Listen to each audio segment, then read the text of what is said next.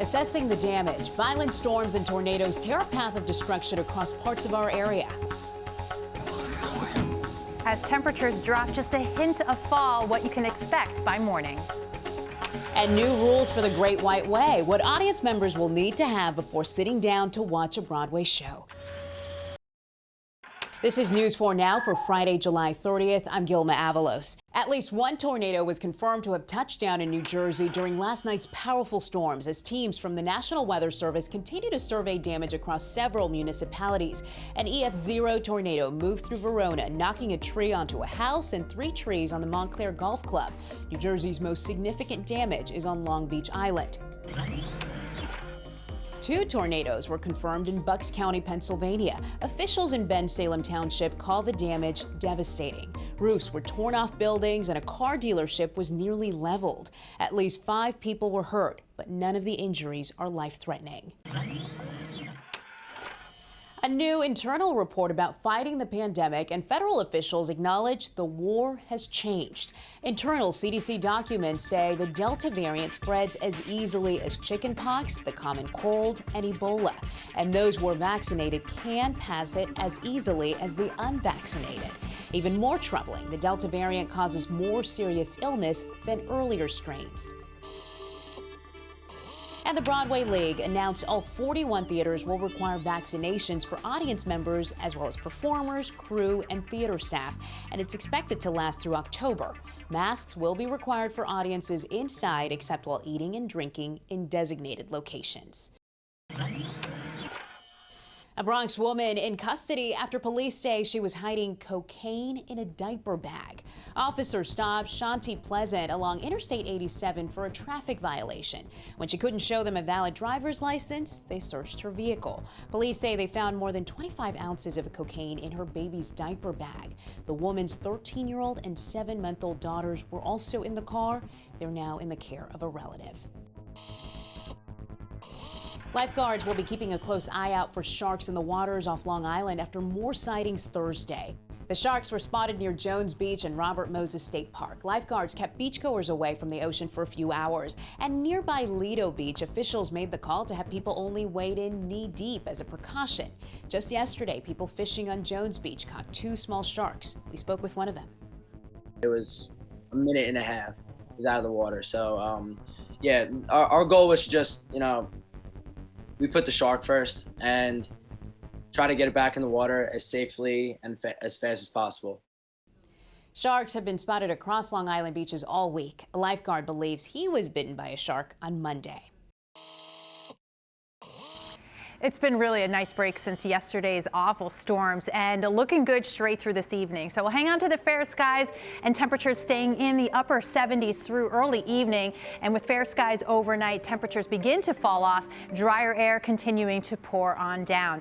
And winds that have been brisk all day in that 15 to 25 mile per hour range. But once the sun goes down, those winds will ease a bit. So not terribly breezy by tomorrow morning, but just with enough of a northwest flow, adding a little bit of a cool, crisp fall feel to the day tomorrow. 59 degrees starting off in the city. That's the coolest we've been since earlier this month. 55 in White Plains. We're starting off in the 50s from Islip and Eastport.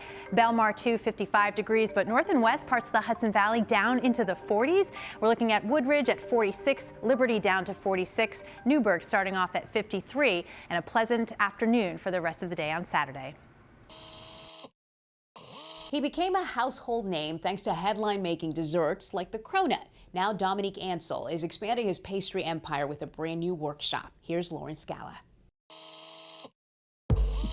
Pastry genius Dominique Ansels is at it again. He just opened a brand new croissant counter in the front of one of his pastry kitchens. Today we are checking out Dominique Ansels' workshop.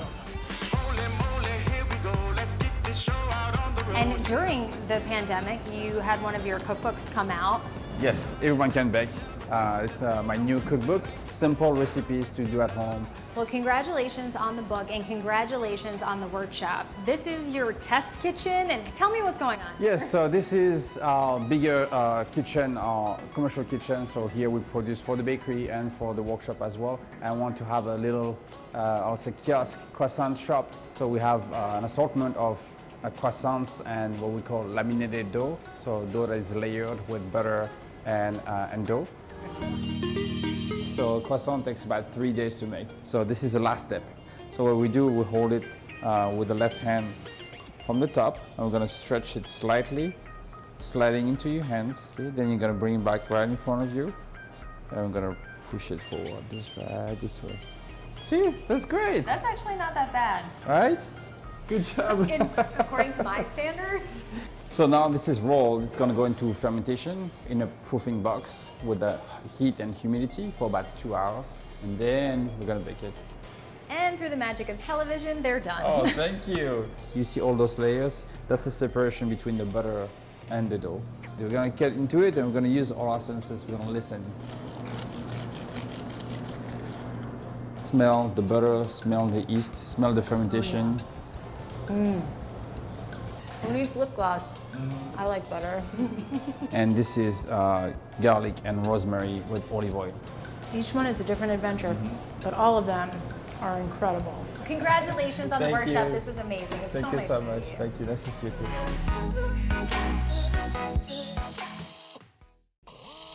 To most kids, summer means fun in the sun, whether it's at a camp, the beach, or the backyard pool. But these Long Island teens are chasing a different kind of adventure, fighting fires. They're in junior boot camp, training to become heroes of tomorrow. Here's News 4's Paisley Cheng. Okay, it's not easy, right? It's very hot. It's hands-on training, fighting fires, battling flames from the outside and from inside. It was hot, it was smoky, but it was fun. It was a lot of fun to see what it looked like inside. Teens aged 14 to 17 learning what it takes to save lives at Camp Fahrenheit 516. When they go into this building and they're in there, there's no switch to turn off. This is the real deal. Jerry Presta started this program to train junior firefighters and prepare them for volunteer service. People who are interested in volunteering in the future, they need to know what it's going to be like. So being able to come here and get a glimpse of what firefighters do, it's really important. The training received at this camp is so crucial to developing young firefighters that they're thinking about expanding it across the state. So it's very important to get the juniors involved. Hands-on experience, they get really excited about it. They learn a lot as well, as you can see from the hose handling, forcible entry, fire extinguishers. Most of Long Island's fire departments are run by volunteers. They struggle to recruit new members. This program hopes to change that. Training after training to make sure you're set for all different types of conditions. Like, you don't know what you're walking into. While teaching teens a lesson in civic duty. Being able to be a person that the community can trust in like their worst day of their life is really something special and something important to me. In Bethpage, Paisley Cheng, News 4, New York.